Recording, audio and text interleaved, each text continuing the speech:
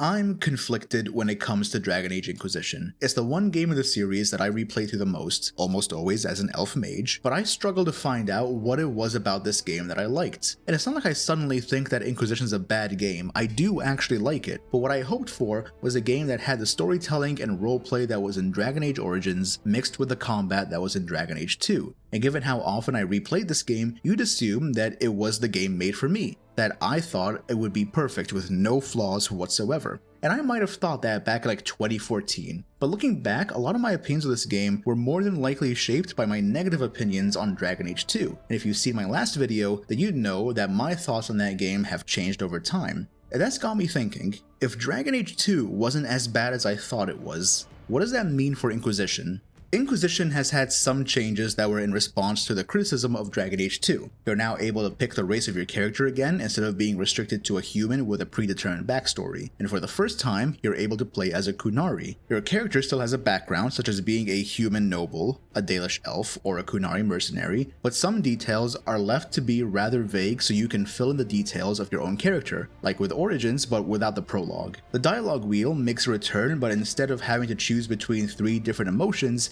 you now have a larger range of emotions to pick from and more responses. Characters will now react to your Inquisitor more appropriately. They'll comment on your race, your background, if you're a mage, as well as respond to choices that you've made during these quests. And instead of being stuck in one city and going through the same reused maps over and over for the entire game, you have not just one, but 2 countries with varying landscapes to explore. The intention behind these design changes was to merge the best elements of both Dragon Age Origins and Dragon Age 2. But how well has that worked out for Inquisition? Inquisition takes place 2 years after the events of Dragon Age 2. The Mage Templar conflict in Kirkwall has sparked a major war throughout Thedas as the mages have left the circle and gone rogue, and the Templars have broken away from the Chantry. There was an attempt made to peacefully end the conflict when the head of the Chantry, Divine Justinia, called for a conclave in the village of Haven between the mages and the Templars. This, however, was cut short by a massive explosion, and all we did was start a new game. So in a way, kind of our fault. Immediately after, you're taken to character creation, and for my Inquisitor, I decided to play as a Qunari, mostly because I never really played one before and I wanted to see what the experience was like. I'm sure it'll be perfectly fine with no issues at all. When it came to pick my class, there was really only one choice. In Origins, I played a mage. In Dragon Age 2, I played a rogue. You can kinda see where this is going.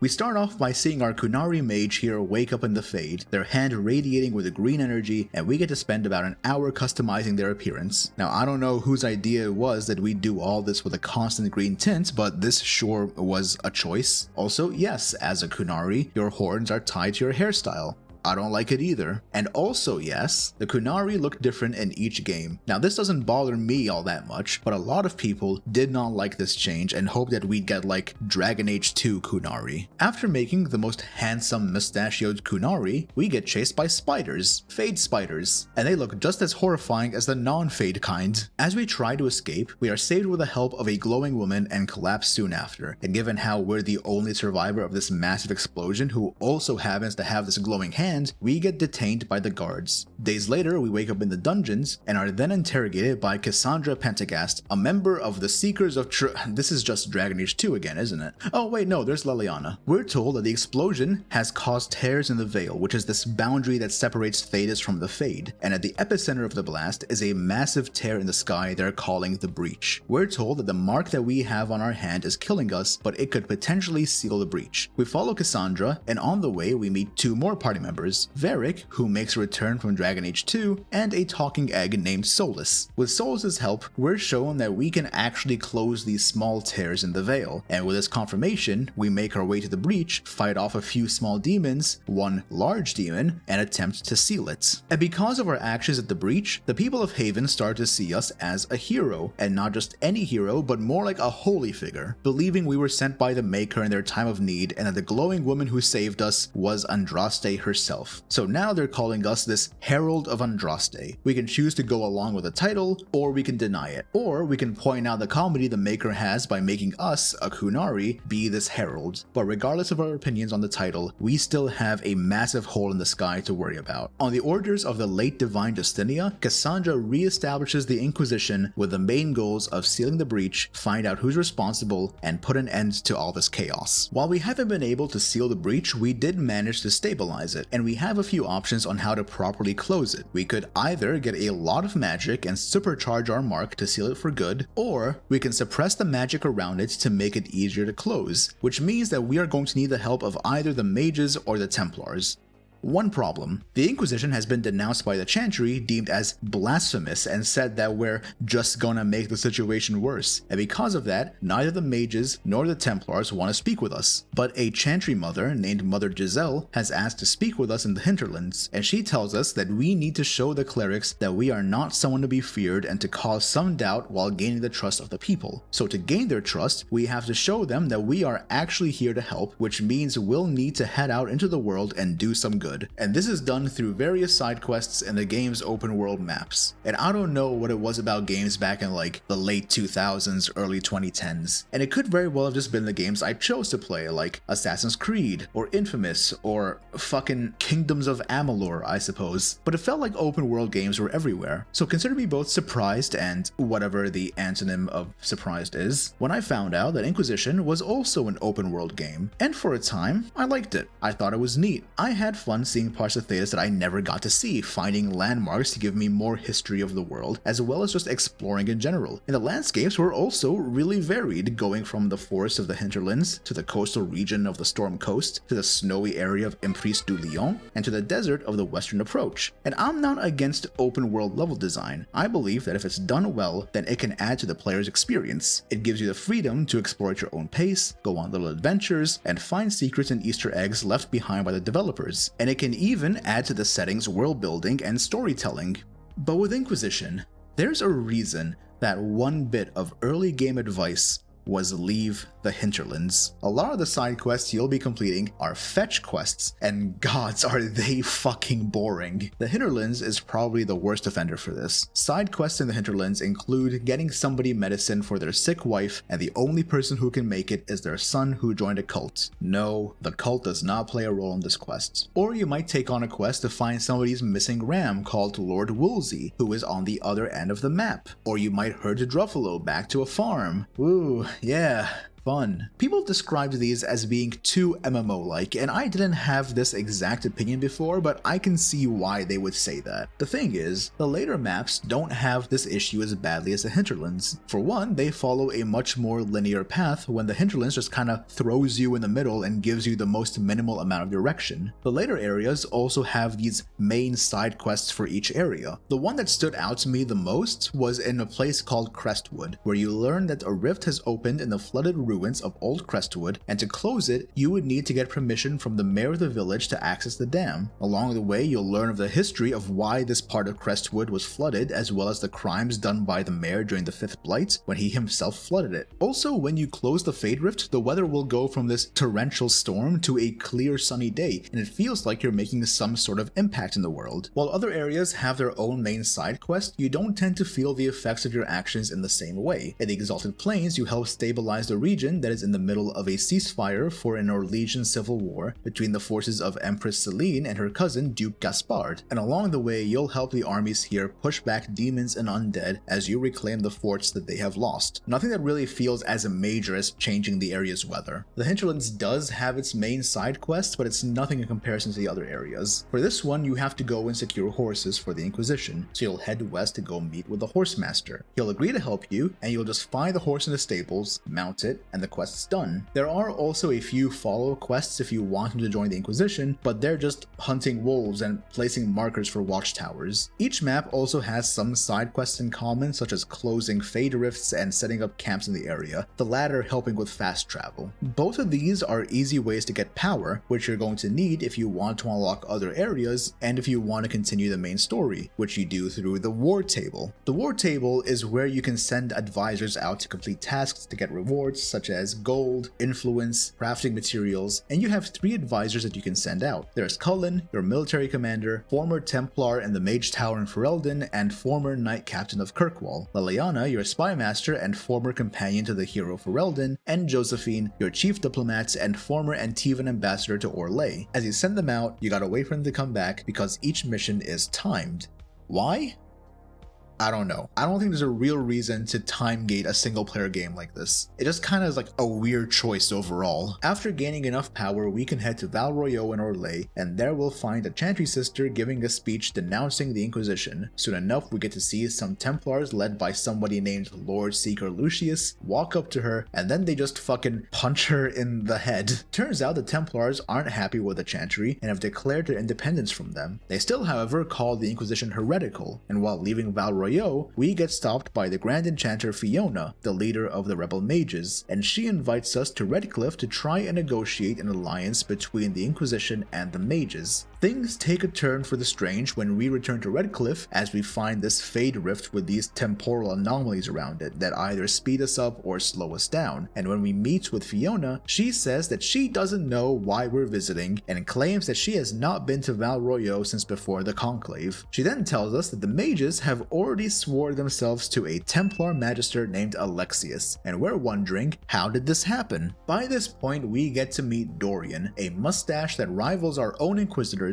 who explains to us that Alexius has used time magic to reach Redcliffe before us to secure the fealty of the rebel mages. We also learn that Alexius is part of a Tevinter supremacist cult called the Venatori, and they have a particular obsession with our Inquisitor. After investigating both the Templars and the mages, we now have to make a choice on who we go to, and this is the first major choice we get to make. Unlike in Dragon Age 2, where it's more of a moral choice of siding with the Templars or the mages, the oppressors or the oppressed, this is one where we can sort of rationalize going to either one of them. Now, I personally choose the mages each time, only choosing the Templars during like one playthrough, I think. I can see the rationale on why you'd go to them because they're taught to fight demons and their abilities can suppress magic in the area, and the general Androssian public also respects the Templars a lot more than the mages and can give you some credibility. And also, when you get around to dealing with the Tevinter mages, you have a group of anti-magic knights who can make it easier. But the reason I decide to choose the mages almost every playthrough is because a Tevinter magister who is part of a supremacist cult has just walked into Redcliffe using fucking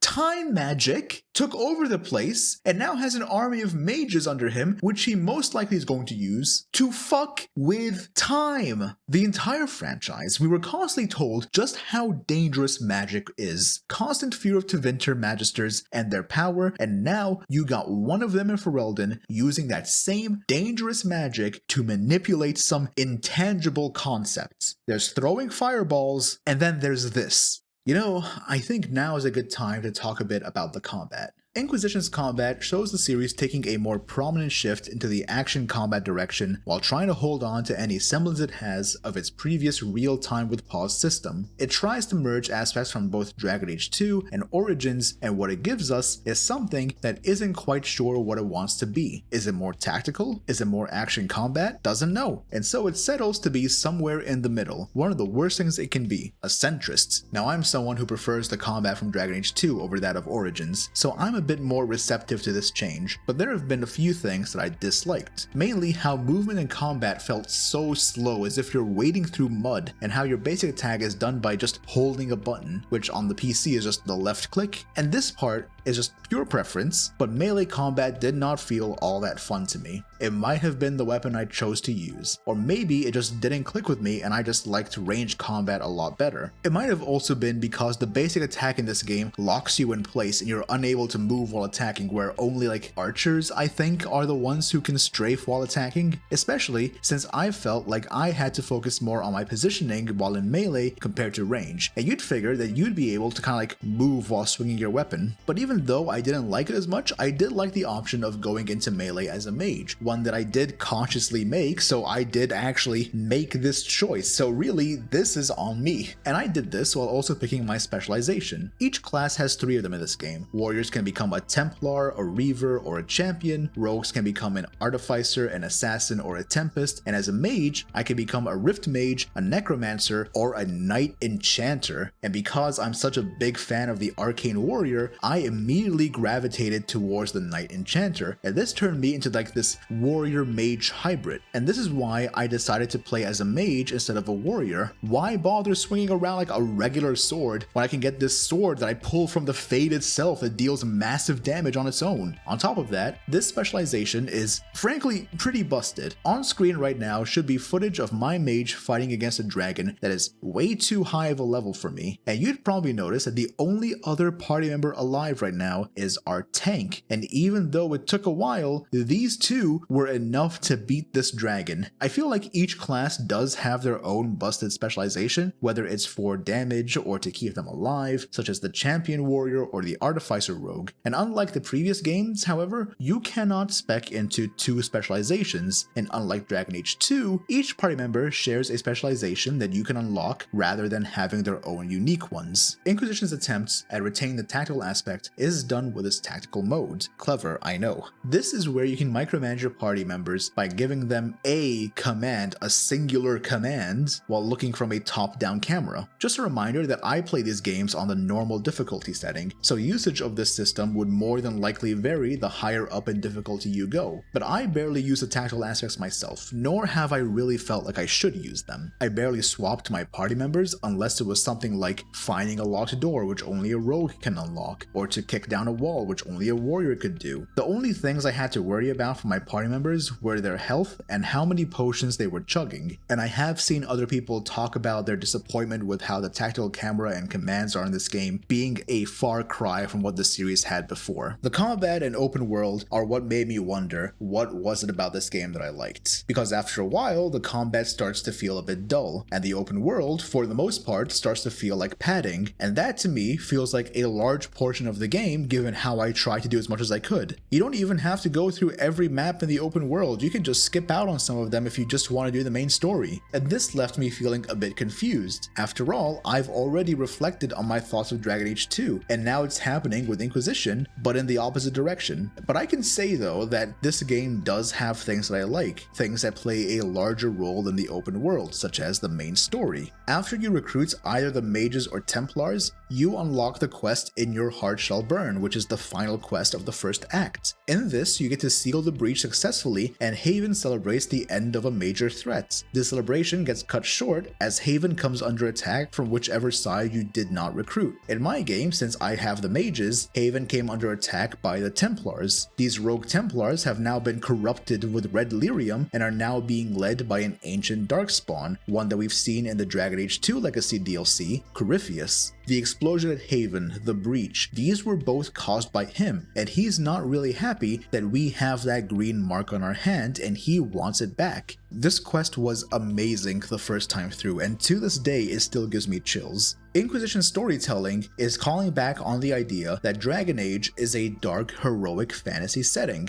and they have put a much greater emphasis on the heroic aspects. With Haven under attack, you run around trying to save everyone you can, and when the people are escaping through a hidden tunnel, you and your party act as the last line of defense against the Red Templars, and at the end of the quest, you're there standing alone against Corypheus, knowing that you cannot fight him, knowing that he could kill you right now, and after all that, you still stand against him. Also, Corypheus drops like one of the hardest lines I've ever heard. Beg that I succeed, for I have seen the throne of the gods, and it was empty. From here, the story goes from closing the breach to stopping Corypheus from attaining godhood, and with Haven destroyed, we need a new base of operations, and Solus has a suggestion, a fortress in the Frostback Mountains called Skyhold as the new home for the Inquisition. Here is where the player character officially becomes the leader of the group, and more of the world begins to open up, and 2 new quests become available. These are probably the best part of the game for me. One quest is called Here Lies the Abyss. Corypheus and his Venatori are corrupting the Grey Wardens, drawing drawing on their fear of the calling, which signals the end of a Grey Warden's life. Corypheus is looking to add the Grey Wardens to his army, and frankly, we don't want the one military group in Thedas who exclusively trains to fight against Darkspawn to start working for one. This quest stood out to me for a few reasons. One, it involves the Grey Wardens, and I love me some Grey Wardens. And two, we get to see Hawke. The game kinda spoils it when you're about to meet them, so the surprise doesn't really hit as much since it kinda gives you the opportunity to customize Hawke to your own version from Dragon Age 2. You also get to meet Hawke's Warden Contact, and this character changes based upon your decisions from Dragon Age Origins to either Alistair, Loghain, or Stroud, and that's kinda cool actually. This quest has you lay siege to Adamant Fortress, a Grey Warden stronghold, as you try to free them from the Venatori grasp, and eventually you enter the Fade as you try to escape from Corypheus' dragon. And in the Fade, you get to learn what happened at Haven, what Corypheus has done, and you also get to hear what is possibly my favorite line from the Inquisitor. The big demon Aramund was trying to bring through? Yes. It's nearby? Yes. Well, shit. This quest also has one of the more harder decisions I had to make in the game, and I'm sure for other players who had either Alistair or Loghain, it was even harder, deciding who stays behind so everyone can escape. Hawke! Say goodbye to Varric for me. Where's Hawke? Where's Hawke? The other quest that really stood out to me, and possibly my number one quest in the game, mostly for a unique mechanic it uses, is Wicked Eyes and Wicked Hearts. While recruiting the mages or Templars, you learned of a plot by Corypheus to have the Empress of Orlais assassinated, and to stop his plans, you need to attend peace talks in Orlais for the civil war and deal with Orlesian politics, which means we have to go to a ball at a palace called the Winter Palace. Orlesian politics is interesting. It revolves around the idea of the Grand Game. What's that? It's every idea you have of nobles trying to one-up each other either through their pedigree, social standing, social skills, how well they dance, whether they're going to have somebody be assassinated, that kind of thing. And we have to play along with it. And while at the Winter Palace, we have this new bar for court approval, and it will either increase or decrease based on our actions. Given that we're a Kunari and people here are racist as fuck, we start with less approval than if we were a human, for example. But through dialogue choices made, as well as how punctual we are to the ballroom, we'll be able to increase our approval. How high or low our approval is also will affect the outcome of a quest, whether the Empress is assassinated, what truces and alliances we can form, and what this means for Orlais. I love this quest. It felt so different from the others, and I love this mechanic. It reminded me a bit of the Lancemeet back in Origins. It just stood out as being so different, and everything builds up to a grand finale. It wants you to think on how to respond and how to act, trying to keep up with their masquerade, and something that I wish I got to see more of, an emphasis on the roleplay aspect. And also, we got to see Morrigan again. I also really like the companion quests in the game. There are 9 companions, 3 of each class, and they each have their own personal quests. At the start of the game, you have Cassandra, Varric, and Solus, and very early on you're able to recruit the others. There's Blackwall, who's a Grey Warden, the Iron Bull, a member of the Ben Hasrath, who are Kunari spies, Sarah, a friend of Red Jenny, which is an organization of assassins and mercenaries who defend the poor people of Thedas, Cole, who's a spirit that took the form of a young man, Vivienne, the first enchanter of Montsimard and Orlais, and Dorian, a Tevinter mage and possibly my number one character in the entire series. I like these companion quests. They're not too long, sometimes just a dialogue instance, but sometimes you might have to fight some enemies and then have some dialogue, but they're all pretty quick to get through. What's interesting about them is how they also resolve around this theme of forgiveness. I mean, not all of them. I don't know what forgiveness plays out in Sarah's questline. Her quest has you meet this noble who tried to have her killed, and after fighting off the noble's mercenaries, we could just seize his land to be used for the Inquisition.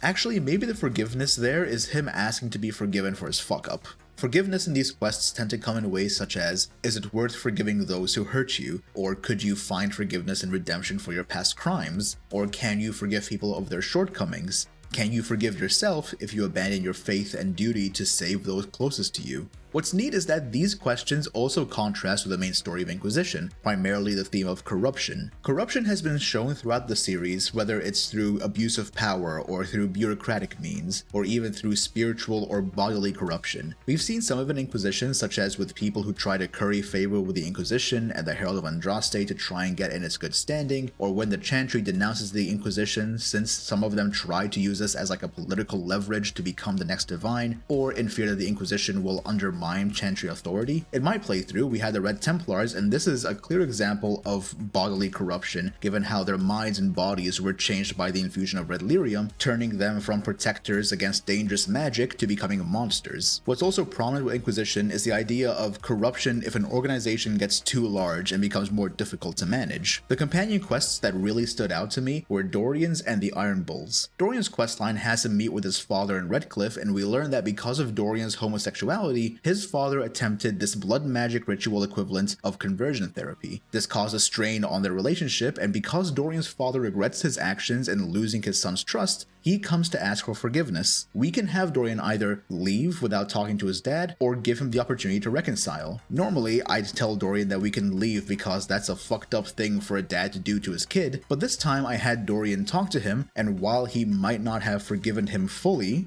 Dorian does seem to end up being happier in the end. The Iron Bull's quest involves his role in the Qun. In it, the Ben Hassrath want to form an alliance with the Inquisition, and to do so, we need to help them attack the Venatori with the help of a Qunari dreadnought. For this to work, we have to clear Venatori camps on land so they don't attack and destroy the dreadnoughts. As we attack from one end, the Iron Bull's mercenary group, the Chargers, will attack another. Eventually, we see a large number of Venatori closing in on the Chargers, and the Iron Bull is left with a choice. He can sound the retreat for his group, saving their lives, but lose the dreadnought, in turn making him Tal Vashoth, or instead, he could leave the Chargers to die, saving the dreadnought and reaffirm his commitment to the Qun. I tend to save the Chargers, making the Iron Bull Tal Vashoth. I tried both options and always saw that the Iron Bull as being happier with the Chargers than with the Qun. I saw this as him being upset with himself, abandoning his duty and his religion, and wondering if he could ever forgive himself, especially given how rigid the Qun is. What I also really like is how these characters are written, mostly because they subvert expectations. Sticking with the Iron Bull and Dorian for our first examples, the Iron Bull is a Qunari who does not act like a Qunari, nor does he talk like a Qunari. Imagine these with like massive air quotes. And this is from our past experience with other Qunari characters like Sten or the Arashok, who both have this very stoic demeanor and disciplined militaristic personality. Meanwhile, this was our first interaction with the Iron Bull.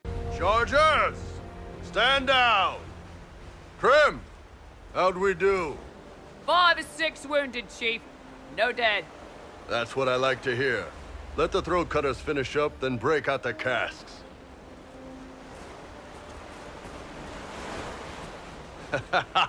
Damn, it's true. Oh, the Chantry must love you. A Qunari mercenary is the Herald of Andraste. Who'd have thought?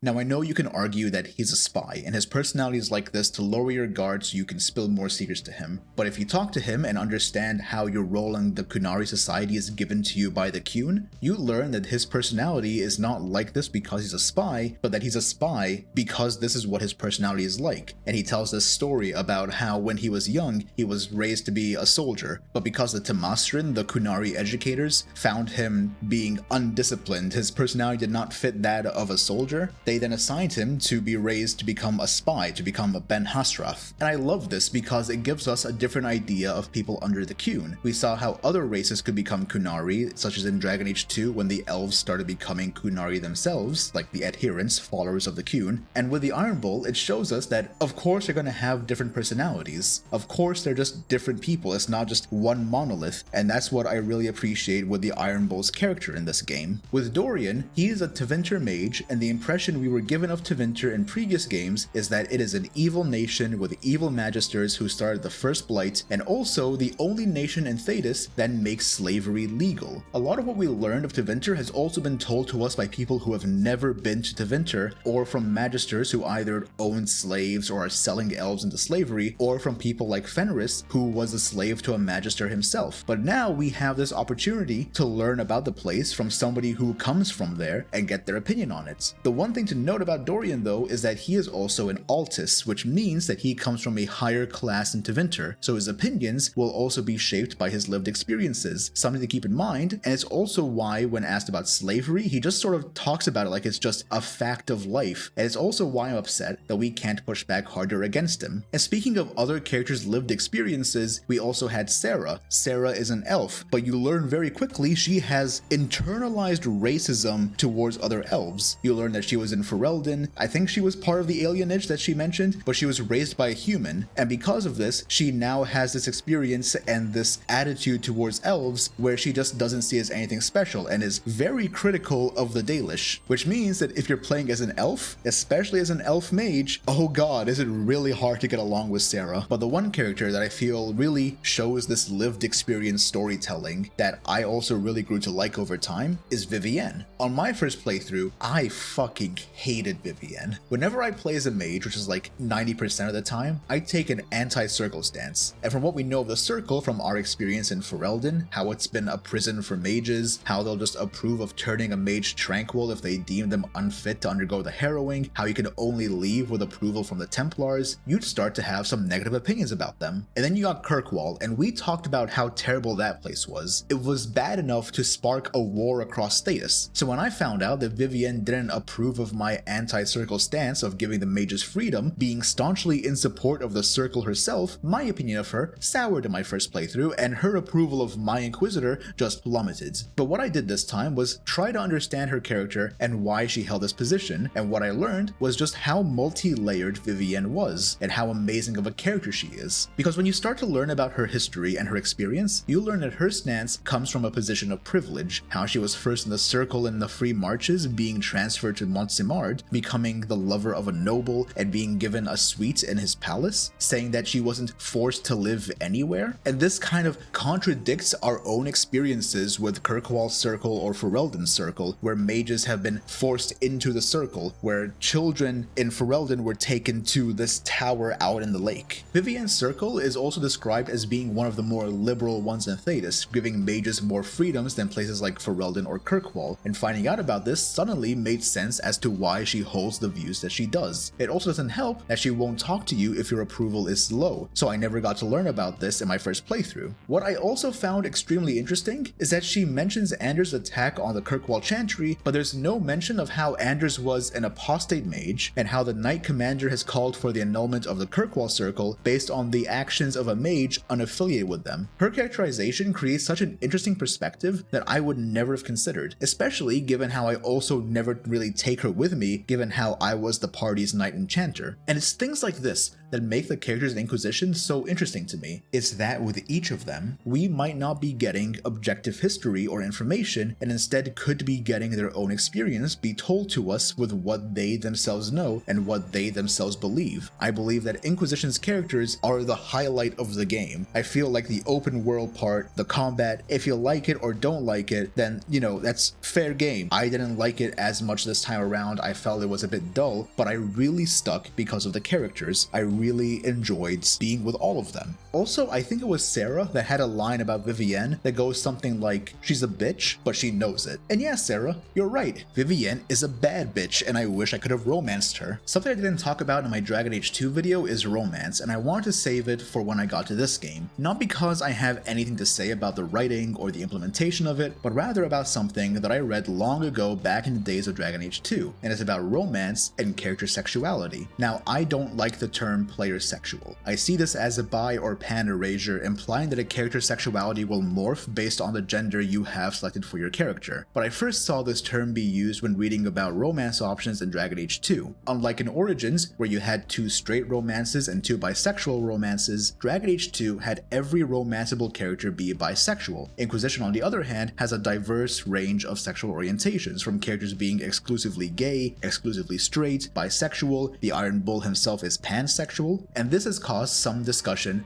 on what would be better for romance options in video games, if every potential romance was bisexual, or if they should have their own set sexuality. The disappointing answer here is that there is no right way to go about it. I think there are pros and cons to each of them. There is a wrong way though, and I believe that's trying to do both, and doing it badly. The main criticism I've heard about everyone being bisexual is that it's unrealistic. Unrealistic because every romanceable character shows an interest in the player, and unrealistic that a group of bisexuals will just hang out with each other. You know, in a game that has magic, dragons, a race of horned people, this is what's deemed as unrealistic. Especially when time doesn't just move freely in those games where you can just do anything as you please when there's very pressing matters. And honestly, as somebody who is LGBTQ+ themselves, I can say with certainty that this is actually the most realistic thing in Dragon Age 2. I don't know what it is, but whenever I make new friends, I usually find out that they are also LGBTQ+. It's like some kind of like stand user logic from JoJo's Bizarre Adventure. Stand users attract other stand users. There's also the argument that people want fleshed out characters, and having them all be bisexual somehow affects that, as if a person's sexuality is their whole personality. I feel like that's only really the case if you only look at them as romance options rather than appreciating other parts of their character. And sometimes I understand where a character's sexuality will play into a story. Dorian's personal quest, for example, revolves around him being a gay man. It loses all meaning if he was bisexual. But sometimes, there are people who are just gay or just bisexual. Sarah's story, for example, doesn't revolve around her being a lesbian. Sarah's a lesbian because she's a lesbian. Now, I'm somebody who would prefer it if every character was bisexual or pansexual, and it's simply because it gives people more options. Looking at the options in Inquisition, if you're somebody who plays a bisexual character, you have 4 romances. If you're exclusively straight, you have 2. Likewise, if you're exclusively gay, you also have 2. However, if your Inquisitor is a woman and a human, then that number goes from 4 to 5. But if your Inquisitor is a woman and an elf, then that number goes from 5 to 6. And not every gay man wants to romance Dorian. Sometimes they might want to romance somebody like Blackwall. And there's lesbians out there who could have no interest in Sarah, but instead be interested in romancing Cassandra instead. And some people could argue that it's more realistic if a character is straight and then they reject you, not changing their sexuality to actually be into you. Like, if a woman romanced Cassandra and Cassandra rejected them because she's straight, then that's more realistic or immersive to them. And my argument for that is, it's a video game. Let people have fun with this. Now, this opinion of mine is mostly for games where romance is more of an optional side content and not the main focus of the game, such as in Dragon Age. If it were something like a dating sim or a romance visual novel, then I'd understand. But I think that the main thing that bothers me with this debate of all being bisexual versus set sexualities is an idea that a character who is bisexual doesn't display or prove their bisexuality in some way, then they get classified as player sexual. And I really just want to say that a character is no less bisexual if they don't express their sexuality openly. There have been instances in these games where they wanted to avoid this. The Iron Bull, for example, will talk about women he's interested in, redheads that he likes, but if you don't romance him or Dorian, then they both get together. Likewise, in Dragon Age 2, Anders was always in a relationship with Karl, the tranquil that we met during his initial quests. If you romance him as male Hawk, then he will tell you that he has been with another man before. But if you're playing as female Hawk, you don't get that line. The reason you don't get that line is that some people think that this is because he's a player sexual character, but really, I don't think women are interested in hearing that a man has been with another man before right when they're about to sleep with each other. If a character can be romanced by either gender, then they are bisexual. And this has been on my mind ever since Dragon Age 2, and each time I see this topic come up time and time again, I get closer to unlocking a new thought. Oh wait, here it comes. Homosexual underground. Maybe you should stop obsessing about other people's sexuality. Feels like it's about time to do that. Yeah, that's a good point. Let's move on. One thing I do remember was seeing if Leliana could be romanced again, and I wanted to see that if it's possible if they've never romanced the Warden or if the Warden died fighting the Archdemon. Turns out no, but Leliana being in this game is kind of interesting given how she could potentially be killed in Origins if you desecrate the Urn of Sacred Ashes. What's up with that? Inquisition transfers your world state over by the use of an online application called Dragon Age Keep. You can review your adventures from Origins and Dragon Age 2, all the choices you made, all the potential world states you could make, and transfer that into Inquisition when you start a new game. The best part about this is that if you want to try a different world state with different choices, then you can do that with the Keep and not feel like you have to replay like 60 plus hours just to have a new experience in Inquisition. And one of those options is killing Leliana after poisoning the urn. And what's even weirder is she shows up in Dragon Age 2 as well. So what's the deal? Did that decision not matter? Well, it's kinda interesting. I believe that very few decisions in these games matter when transferring it to the next game, whether or not Leliana lives or dies, whether Alistair remains with the Grey Wardens or becomes King of Ferelden, whether you side with the Mages or Templars as Hawke in Dragon Age 2. Very little changes within the main story. Actually, I don't even think many choices from my Dragon Age 2 run actually made it into Inquisition, apart from who I romanced and whether I supported Anders and let him live.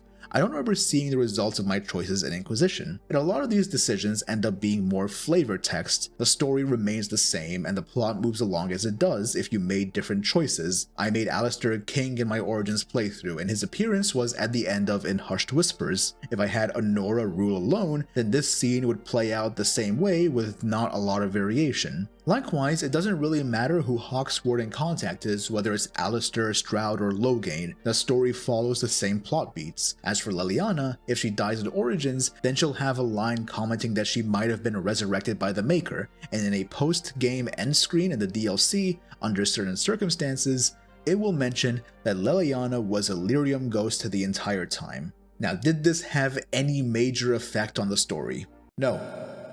But you know what this does affect? You, the player. I still really enjoyed seeing the small changes that happened in my Inquisition game because of my past choices. I really liked seeing Alistair as King of Ferelden for the second time right now. I know for people who had either Alistair or Loghain as Hawke's Sword in Contact, that final decision was really difficult for them. And I know if I had Loghain as Hawke's Sword in Contact, that reveal must have been amazing because we haven't seen Loghain since Dragon Age Origins. And what you'd come to realize, and what I also realized as well, is that choices in Dragon Age games have no long-lasting consequences on the worlds. It's not going to drastically affect Thedas, and you might not even see the effects of it. They even had a line on who became King of Orzammar, but nothing really changes with the outcome there. The moment you're about to make decisions in their respective games, whether it's having Alistair become king, whether it's siding with the Mages or Templars, or even how you choose to behave in the Winter Palace, all that matters in the moment, and that is what will stick with you. How it shapes your experience, how it defines your character. That's what matters, and that's what makes these moments special. Choices in Dragon Age don't matter because you can transfer them and it will greatly affect the world. That doesn't happen to such a large extent. Choices in Dragon Age matter because they matter to you, and because they have some effect within your little bubble of the world. That being said though, there is one decision that does change a part of the game. While at the Winter Palace, you will meet Morrigan, and she's been an advisor to Empress Celine, and at the end of the quest, she gets assigned to the Inquisition as a liaison, and she teaches you about the Illuvians, which are these elven magic mirrors, and the crossroads where you enter the mirror and you can find other Illuvians to other parts of the world. Now, the thing that changes is whether or not you had a child with Morrigan, and more importantly, whether you performed the Dark Ritual with her back in Origins. And if you did to either of those,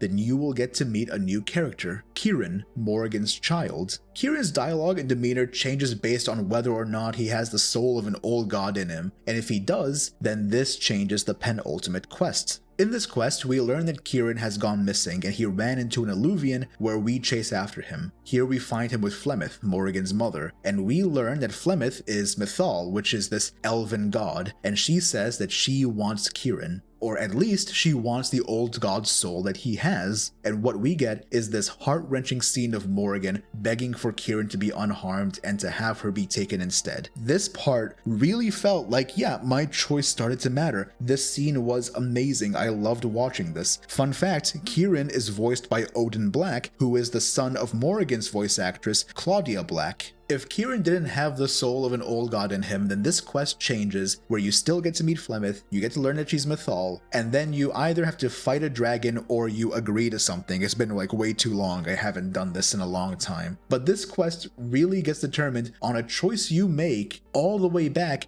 in Dragon Age Origins, and I think that that's pretty cool. This is the kind of stuff that I would be interested to see more of, but I understand when it comes to game developments with how many different options and choices there are, it could become very difficult to write all this in the game, and that's kind of why they settled with flavor text instead. The final quest has a fight against Corypheus as he reopens the breach. The fight is not all that exciting, especially if you've done all you could and leveled as much as possible, but what is interesting is a post-game scene where we get a major reveal of a character we've had with us. Here we see Solus talking with Flemeth, or I guess Mythal, and we get the reveal that Solus is actually a character named Fenharil, the Dreadwolf, an elven trickster god who locked away the others. I don't think I could properly convey just how huge of a revelation this was. The entire time while talking to Solus as a Dalish elf in my first playthrough, only to hear his hot takes about the Dalish when he is an apostate elf mage himself? Like, who the fuck is he to talk? Turns out he was actually one to talk. There isn't a proper end to Inquisition at this point. We have ending screens and credits, but after that we get to free roam around Thedas, cleaning up things that we didn't finish, and maybe complete a few DLCs. Inquisition has had 3 major DLC releases: Jaws of Hakon, The Descent, and Trespasser. Jaws of Hakon and The Descent can be done at any time after reaching Skyhold, though I think it's better story-wise at least to do them after defeating Corypheus. Trespasser, however, can only be started after completing the main story. I'm starting to notice a trend when it comes to my opinions on Dragon Age DLCs, and it's just that they're fine, they're okay, play them if you want. Jaws of Hakon adds a whole new open world map to explore where you get to meet 2 of our clans and you get to learn more about the First Inquisitor. The Descent gives you some lore about the Titans as you explore the Deep Roads, and it's more of a dungeon crawl. They were fun for the first playthrough, but after going through so many open world maps and getting so drained on the combat, I start to lose interest. These areas do have crafting schematics and items that you can go grab, but because of a feature added in patch 10 of the game, there's no need to go get them again. So in patch 10, they added a statue called the Golden Nug, and what this statue does is sync your games together and transfer every crafting schematic you collected throughout your previous save files. Which is great for a new playthrough since you'll have the schematic for the best armor and weapons for each class, but it also means you probably won't be replaying the DLCs unless you really want to, which may not happen if you're like me and just really tired of the constant running around the open maps and losing a lot of drive just to engage with the game's combat. Trespasser is really the only DLC I choose to replay. It's a proper conclusion to the story of Inquisition taking place about 2 years after you defeat Corypheus. You return to the Winter Palace to attend a council about the Inquisition because you've grown too large, too powerful, and too independent of any nation that both Ferelden and Orlais are starting to have some concerns. Ferelden wants you to disband, and Orlais wants there to be some heavy oversight, and you have to navigate and negotiate these talks, all while trying to find out why a dead Kunari was found in the palace, and why is there an active Alluvian here as well. Now you'd assume that because my favorite quest in the game is Wicked Eyes and Wicked Hearts, that I would be all over this DLC. We'd get to think over our dialogue choices, how we're able to negotiate between 2 nations that want us to either disband or be bound, while trying not to alarm people of a potential Kunari invasion of southern Thedas, all with the added bonus that the mark on your hand is now actively killing you. Instead, what we get is a journey through the crossroads, fighting off Kunari forces, and learning more elven history, like how the face tattoos the Dalish apply to themselves are actually slave brandings, and that the elven gods are just really powerful elven mages that Solus has locked away. Now the lore reveals were interesting, especially at the end when you get to see Solus again, and he explains how he was the one who created the Veil as a prison for the elven gods, and that this has caused the downfall of the elves, taking away their immortality, stripping most of them of their magic. But this goes back to what I said about other DLCs, where if you're not as engaged with the combat, then you'll probably only really enjoy a handful of the content here. I did enjoy the reunion we had with our party members, find out what has happened to them in the 2 years since Corypheus, and getting these fun cutscenes such as Bull's Chargers trying to surprise him with a dragon skull, a spa day with Vivienne, or reuniting with Dorian. The thing that really bothers me is that this story ends on a cliffhanger, and I really hate cliffhangers. At the end of the DLC, when you meet with Solus again and he explains his history to you, he tells you that he's regretful for creating the Veil because this has caused the elves' downfall in Thedas. So now he wants to destroy this to undo his fuck up, and this could very well destroy all of Thedas. Essentially, he's trying to do a hard reset and hope that things go better the next time around. Here, you can either choose to help redeem redeem Solus or put a stop to him. And because of this theme of forgiveness that they had in the companion quests, this affected my choice, because as much as I would like to stop Solus and put an end to this, I decided that I want to see him be redeemed. Either way, he notices the mark on our hand is killing us and helps us by amputating our arm before leaving. Returning to Orlais, we have to decide on the fate of the Inquisition in front of the Council, whether we choose to disband and work secretly to fix the world's problems, or to serve the Divine. Either way, we have a new threat to Thetis, Solus, and with an ending cutscene that strongly hints that a 4th Dragon Age game will be taking place in Tevinter, and this, right here, marks the end of Dragon Age Inquisition.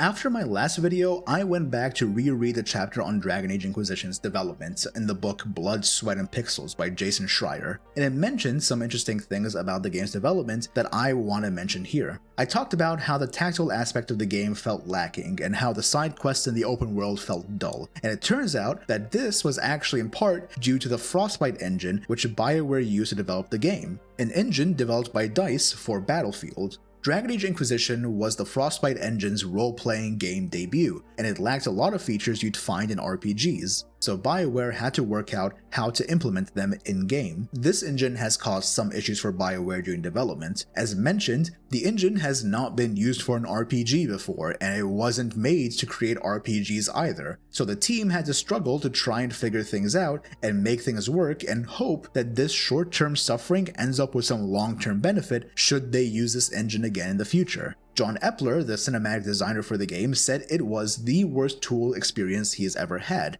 mentioning, quote, "I had to get to the conversation in-game, open my tools at the same time, and then as soon as I hit the line, I had to hit the pause button really quickly because otherwise it would just play through to the next line. Then I had to add animations, and then I could scrub it 2 or 3 times before it would crash, and I'd have to start the process all over again." Patrick Weeks, a writer for the game, described in Blood, Sweat, and Pixels a moment when they completed a scene between several characters, and while it was being reviewed, only the main character would talk, as the non-player character lines weren't being hooked up. In contrast, the art team were having an amazing time making environments which the Frostbite engine was perfect for, and while each environment created for this game looked amazing, the problem is that they were creating these without knowing what the game designers would need, creating these levels when aspects of the game such as quests or combat weren't even implemented yet. Mike Laidlaw was leading the story and gameplay teams, and having the outline of the story wasn't that difficult. What was difficult was the open world aspect of Inquisition and just what they were going to have players do in it. How could they make it fun and interesting for other players? What quests will they have them do? Was there enough stuff for the players to do? They had all these ideas that they were working on, and they couldn't even test them because features like their combat system didn't even exist. Honestly, it just gets upsetting reading about the development of these games after Origins, reading about the choices they had to make to get Dragon Age 2 out in 16 months, and then reading how they were essentially trying to adapt an engine they've never worked on for an RPG before. It honestly feels like the Dragon Age team and Bioware are the ones that get screwed over the most. Inquisition is a strange game to me, and it has shown me what it is about the Dragon Age games that I like and what I don't like. Even now, while I edit this video, it dawns on me just how tired I am of the game's open world sections, and how the only thing that kept me going were the party interactions. Now, I'm fine with the combat, but as I said before, I much rather prefer a turn-based RPG or a full-on action combat RPG, and this is neither of those, barely even considered turn-based, and dare I say, hardly real-time with pause. Funny enough, this video took as long as it did because I struggled to find out what it was about this game that I wanted to talk about, and I just had moments where I blanked out on what I even did in this game. I remember the main story beats, but everything from the exploration and combat started to feel like a blur to me, and I wondered where it all went. The main story as well kind of felt pretty bland when you're comparing it to something like Dragon Age 2, and I think that is really what held it back for me, where I got so engrossed in the story of Dragon Age 2, and I felt like I can talk about the nuances it provided for minutes on end, probably even hours. Inquisition had me feeling unsatisfied. I still think it's a fine game, but this is a sign for me that my opinions have changed, and my thoughts about the series have also changed. What's worse is that I don't even have an idea for a halfway decent quip to end the video on, so I'll just say that I wish the Inquisitor would stop wearing their fucking pajamas in the Skyhold throne room. Hey everybody, thanks for watching. Thank you for sticking with me throughout all of this, especially with how long it's taken me to get these videos out on Dragon Age. It was a bit of a rough one and definitely a learning experience for me because it made me start to realize what was it about the Dragon Age games that I really liked, and could I really be talking about them that much when I realized that parts of the game I just didn't like while other parts I really enjoyed. And of course you now know what game we're going to be talking about next, and hopefully after going through everything from Dragon Age Origins to Inquisition, you might start to understand my views on Veilguard when I get that out and see how the games have evolved and changed over time. But what I want to know is about your time in Inquisition. If you're somebody who liked the previous games, what was it about Inquisition that you didn't like or that you wish was different? And if you did like Inquisition, tell me what it was about this that you did like. As usual, if you liked the video, then leave a like. If you didn't like it, then leave a dislike. And if you want to see that Veilguard video, then consider subscribing. It does mean a lot to me. Until then, I'll catch you all next time, and remember that I appreciate you.